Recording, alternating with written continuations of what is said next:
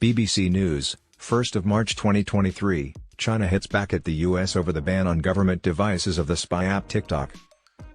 China is pushing the spy app TikTok but won't let American apps like Facebook, Twitter, etc., work in China. Instead, it will let open democratic systems be used to spread propaganda. China said the US was overreacting when federal workers were told to delete the video app TikTok from phones that the government gave them. On Monday, the White House told government agencies that they have 30 days to ensure workers don't have the app that China owns on any devices they use for work. The order is similar to what the EU and Canada have done in the past few weeks.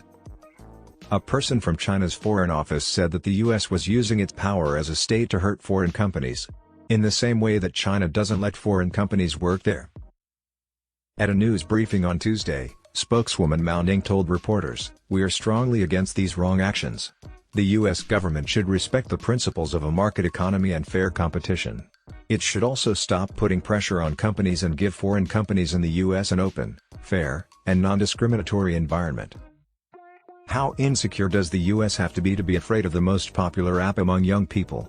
She said. In the past few months, Western officials have become more worried about the famous video-sharing app owned by the Chinese company ByteDance. But Australia said it hadn't heard from its security services that it should do what the US, the EU, and Canada have done. TikTok has been accused of collecting information about its users and giving it to the Chinese government. Some intelligence agencies fear that sensitive information could be made public if the app is installed on government devices. The company says it doesn't work differently than other social media sites, except that it spies for the Chinese government. It also says it would never agree with an order to give data to anyone else. On Monday, Shalonda Young, the director of the U.S. Office of Management and Budget, told agencies that they had to remove the app from all state-owned phones to protect private information. The agency said that the advice was a critical step forward in dealing with the app's risks to private government data. Some government offices, like the White House and the Departments of Defense, Homeland Security, and State, have banned TikTok from their devices.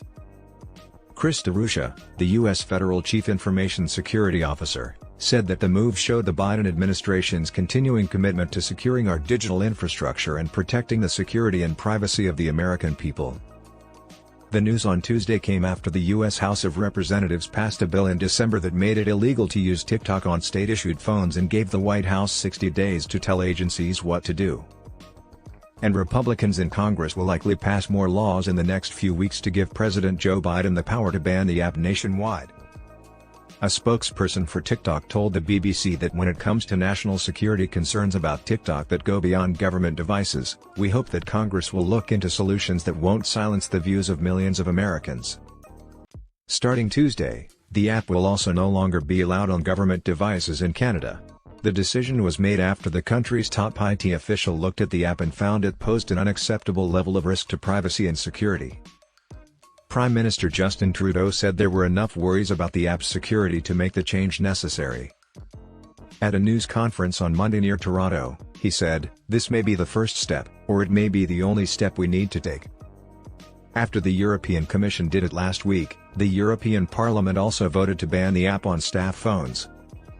A representative for TikTok told the BBC that the bans were put in place without any thought or permission from the Chinese government and that they were not much more than political theater. And it is useless unless it is banned everywhere, as India has done.